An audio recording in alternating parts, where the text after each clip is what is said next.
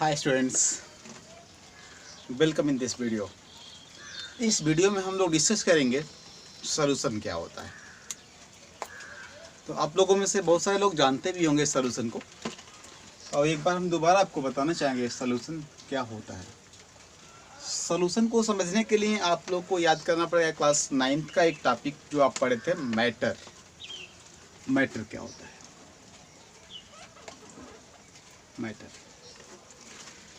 Matter is anything which have mass and occupy space.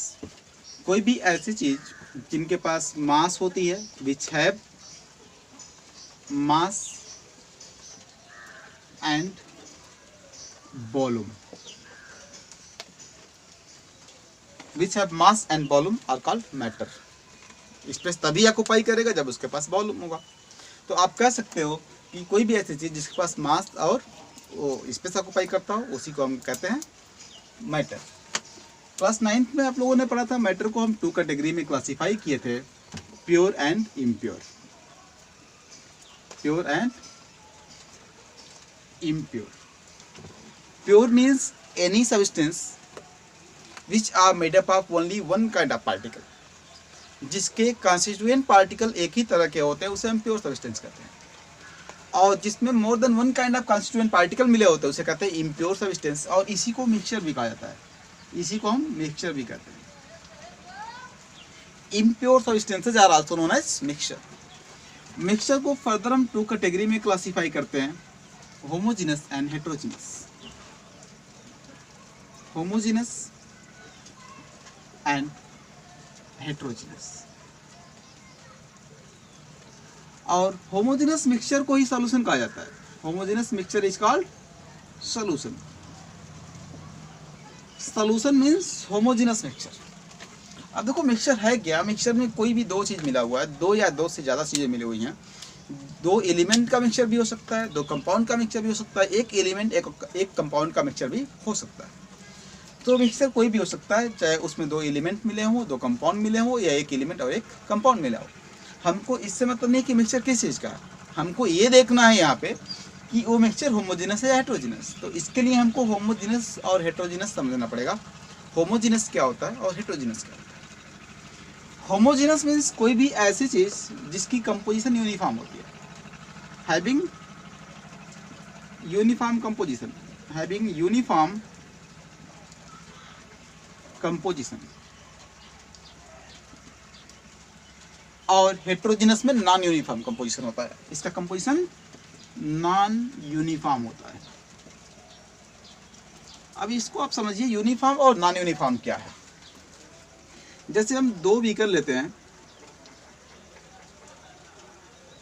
इसमें हमने क्या किया, बीकर ए, इसमें हम वाटर ले लेते हैं, वाटर में साल्ट ऐड करते हैं और स्टीयर कर देते हैं। कुछ देर के बाद आप देखेंगे कि ये साल्ट इस वाटर में डिसअपीयर हो गया। डिसअपीयर हो गया मतलब डिजल्व हो गया। अब आप इस बीकर को देखिए, और दूसरा बीकर हम यहाँ पे लेते हैं जिसमें हम वाटर लिए और वाटर में सैंड ऐड कर दिया। सैंड को कितना भी स्टीयर करेंगे डिजल्व नहीं होगा, और कुछ देर के बाद वो सेटल डाउन हो जाएगा। तो जो डिसअपीयर हो गया, यहाँ पे साल्ट लिया गया जो डिसअपीयर हो गया यानी कि डिजॉल्व हो गया। अब इस सोल्यूशन से आप स्मॉल पोर्शन यहाँ से यहाँ से यहाँ से या कहीं से भी लीजिए, अगर आप same amount of the sample solution के किसी भी पोर्शन से लेते हैं तो आपको साल्ट का सेम क्वांटिटी हर एक सैंपल में मिलेगा। यानी कि salt is uniformly distributed throughout whole amount of the mixture. But यहाँ पे देखिए, यहाँ पे अगर हम सैंपल लेते हैं तो ऊपर हमको कम साइन मिलेगा और बॉटम में ज़्यादा सैंड मिलेगा। क्यों? क्योंकि सैंड नीचे सेटल हो गया है। Sand is not uniformly distributed throughout the whole mixture. तो ये सैंड पार्टिकल यूनिफॉर्मली डिस्ट्रीब्यूटेड नहीं है, यूनिफॉर्मली मिक्स नहीं हुए हैं, इसलिए हेटेरोजेनस है और ये होमोजेनस है। दूसरी चीज़ देखिए, यहाँ पे सैंड और वाटर के बीच में सेपरेशन है, बाउंड्री ऑफ सेपरेशन है। आप आसानी से नेकेड आई से सैंड की बाउंड्री को, उसके सरफेस को ऑब्जर्व कर सकते हो, देख सकते हो। सैंड का सरफेस विजिबल है, that is the boundary between water and sand. But इस केस में देखिए, there is no any boundary of separation between component of mixture. Homogeneous mixture में कंपोनेंट ऑफ मिक्सचर के बीच कोई बाउंड्री ऑफ सेपरेशन नहीं है।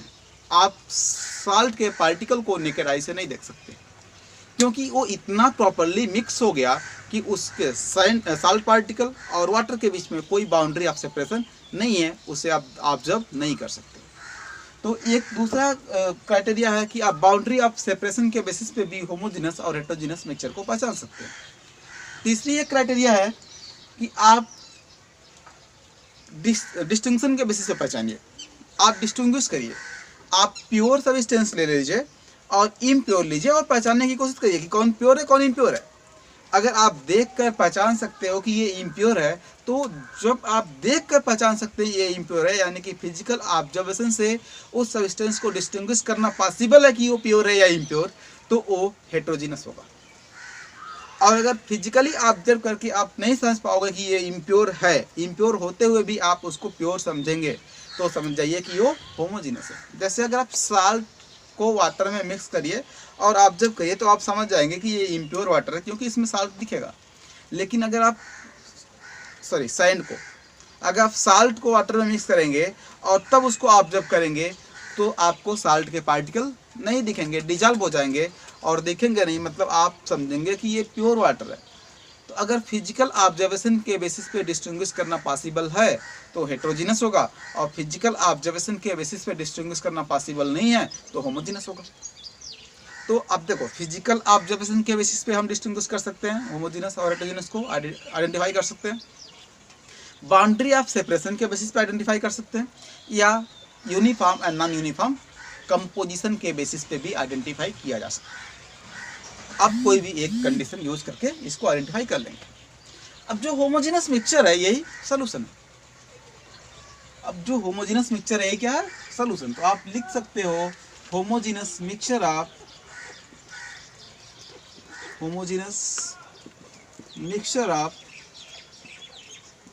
2 or more components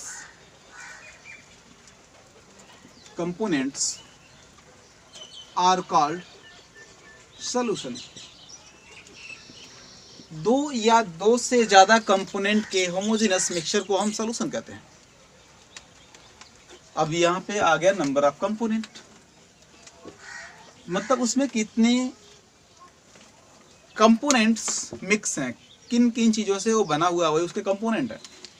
अगर दो से ज्यादा कंपोनेंट उसमें है तो भी वो होमोजेनस है तो सॉल्यूशन होगा, दो ही कंपोनेंट है तब ये सॉल्यूशन होगा। नंबर ऑफ कंपोनेंट के बेसिस पे हम सॉल्यूशन को डिफरेंट कैटेगरी में क्लासिफाई करते हैं। First is binary solution. Binary solution में 2 कंपोनेंट होते हैं। ऐसे सॉल्यूशन जिसमें 2 कंपोनेंट मिले हो, जैसे अभी हमने आपको उदाहरण बताया था, एग्जांपल था। इस एग्जांपल में हमने किया था साल्ट को वाटर में मिक्स, साल्ट एंड वाटर को मिक्स किया था, तो 2 ही कंपोनेंट है, एक कंपोनेंट वाटर और दूसरा कंपोनेंट साल्ट।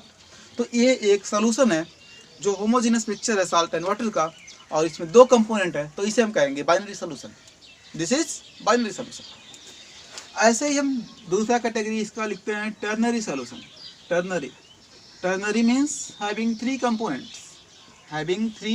कंपोनेंट्स। ऐसा सॉल्यूशन जिसमें 3 कंपोनेंट मिक्स होते हैं उसे हम कहते हैं टर्नरी सॉल्यूशन। जैसे आप वाटर लीजिए, उसी में साल्ट ऐड कर दिए, उसी में शुगर भी ऐड कर दीजिए, तो अब इस सॉल्यूशन में 3 कंपोनेंट है, sugar, salt and water. Homogeneous mixture having 3 components means this is a ternary solution. ऐसे ही हम क्वाटरनरी, पॉलिनरी सॉल्यूशन में भी इसको क्लासिफाई कर सकते हैं। आप इसको पॉलिनरी सॉल्यूशन में क्लासिफाई कर दिए। पॉलिनरी मीन्स ऐसा सॉल्यूशन जिसमें 3 से ज़्यादा कंपोनेंट होते हैं। जैसे एयर देखिए, होमोजेनस मिक्सचर है, आपको कहीं कोई इम्प्योरिटी नहीं दिखेगी एयर में, लेकिन एयर में oxygen, nitrogen, hydrogen, water vapour, carbon dioxide, बहुत सारे गैसेस मिक्स हैं, बट होमोजेनस है। This is homogeneous mixture of different gases. This mean this is a solution, gases solution.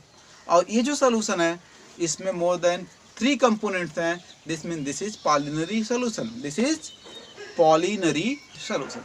तो ऐसे हम नंबर ऑफ कंपोनेंट्स के बेसिस पे सॉल्यूशन को binary, ternary, quaternary, pentanary, hexanary, तो क्वाटरनरी, पेंटनरी, हेक्सनरी सबको हम पॉलिनरी के कैटेगरी में रखते हैं। तो ये हो गया classification of solution on the basis of number of component. अब जो बाइनरी सॉल्यूशन है इसमें दो कंपोनेंट हैं, टू कंपोनेंट का होमोजेनस मिक्सचर है। तो ये जो दो कंपोनेंट्स हैं इनमें एक कंपोनेंट सोलूट है और एक कंपोनेंट सॉल्वेंट है। एक कंपोनेंट सोलूट है और दूसरा कंपोनेंट सॉल्वेंट है। अब हम सोलूट और सॉल्वेंट को कैसे पहचानेंगे, किसको सॉल्वेंट कहेंगे, किसको सोलूट? तो जनरली हम लोग डिफाइन करते हैं the component which is found in larger amount are called solvent.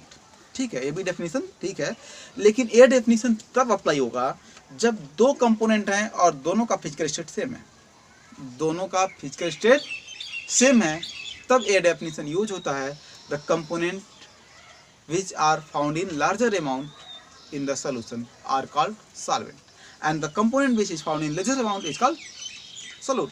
तो आप इस डेफिनेशन को लिखिए अभी। Solute means the component which is found in lesser amount and solvent means the component which is found in larger amount।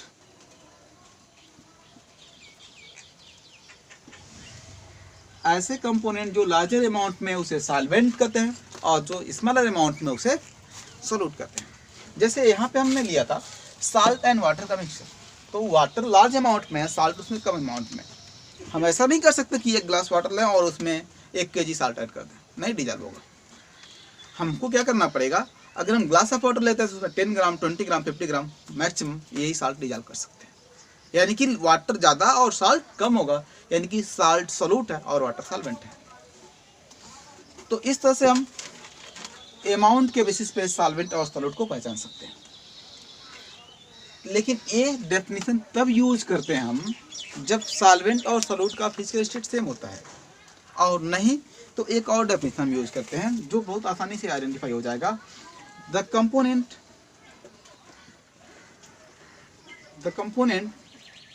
Of solution whose physical state is same as the physical state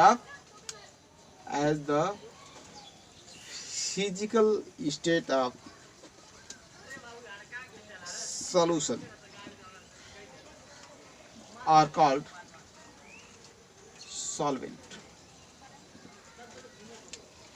The component of solution whose physical state is same as the physical state of the solution are called solvent। अगर solvent solution में solvent और सोलूट दोनों का physical state same नहीं है, एक solid है एक लिक्विड है, या एक गैस है एक लिक्विड है, एक लिक्विड है और एक वेपर है, मतलब आपको डिफरेंट फिजिकल स्टेट है, 3 ही स्टेट है सॉलिड, लिक्विड, गैस, और इनके 9 कंपोजिशन पॉसिबल है, 9 टाइप के मिक्सचर पॉसिबल है। तो कोई भी मिक्सचर हो, आप सॉलिड को लिक्विड में मिक्स करिए, सॉलिड को गैस में मिक्स करिए, या सॉलिड को सॉलिड में मिक्स करिए, लिक्विड को लिक्विड में, लिक्विड को गैस में, या लिक्विड को सॉलिड में, ऐसे गैस को गैस में, गैस को सॉलिड में, गैस को लिक्विड में, तो ऐसे 9 कंपोजिशन बनेंगे। अगर 9 कंपोजिशन में से हम देखें तो 3 कंपोजिशन ऐसे हैं जिनमें सॉल्वेंट और सोलूट दोनों के फिजिकल स्टेट सेम है, उस केस में हम ये डेफिनेशन यूज करेंगे। लेकिन अगर सॉल्वेंट और सोलूट के फिजिकल स्टेट सेम नहीं है तो हम देखेंगे कौन सा ऐसा कंपोनेंट है सॉल्यूशन में जिस कंपोनेंट की फिजिकल स्टेट सॉल्यूशन के फिजिकल स्टेट के जैसा है। अगर सॉल्यूशन लिक्विड है तो लिक्विड कंपोनेंट, जैसे यहाँ पे हम ले रहे हैं सॉलिड और लिक्विड का मिक्सचर है, सॉल्ट एंड वाटर, तो वाटर लिक्विड है और सॉल्यूशन भी लिक्विड है, this means water is solvent and salt is सोलूट। अगर आप शुगर इन वाटर ले रहे हैं तो शुगर सॉलिड है और वाटर लिक्विड है, दोनों कंपोनेंट अलग हैं, अब जो सोल्यूशन बनेगा वो लिक्विड सोल्यूशन बनेगा, this means water is solvent. जिस कंपोनेंट का फिजिकल स्टेट सोल्यूशन के फिजिकल स्टेट के जैसा है वही कंपोनेंट सॉल्वेंट होता है। अब देखिए, अगर हम वाटर लेते हैं और इवेपर के एयर में मिक्स कर देते हैं तो यहाँ पे एयर जो है वो सॉल्वेंट है और वाटर सोलूट है। क्यों? क्योंकि वाटर स्मॉल अमाउंट है और एयर लार्ज अमाउंट में। यहाँ पे अमाउंट से पहचानेंगे क्योंकि दोनों का फिजिकल स्टेट सेम हो गया। ऐसे ही आप अल्कोहल और वाटर को मिक्स कर दीजिए, दोनों लिक्विड हैं, दोनों को मिक्स कर दिया हमने, दोनों के फिजिकल स्टेट सेम है, तब हम देखेंगे अमाउंट किससे ज़्यादा है। वाटर लार्ज अमाउंट में तो वाटर सॉल्वेंट है और अल्कोहल सॉल्यूट है। तो अमाउंट के बेसिस पे जो डेफिनेशन हम यूज़ करते हैं, ये डेफिनेशन तभी यूज होता है जब दोनों कंपोनेंट के फिजिकल स्टेट सेम होते हैं, और नहीं सेम है तो आप बहुत आसानी से यूज कर सकते हो वो डेफिनेशन जिसमें आप physical state of solvent and physical state of solution को कंपेयर कर लेंगे। जिस फिजिकल स्टेट में सॉल्यूशन है उसी फिजिकल स्टेट में जो कंपोनेंट मिक्स किया गया था वही कंपोनेंट सॉल्वेंट है और दूसरा कंपोनेंट सोल्यूट है। तो इस तरह से आप सॉल्वेंट और सोल्यूट को पहचान सकते हैं।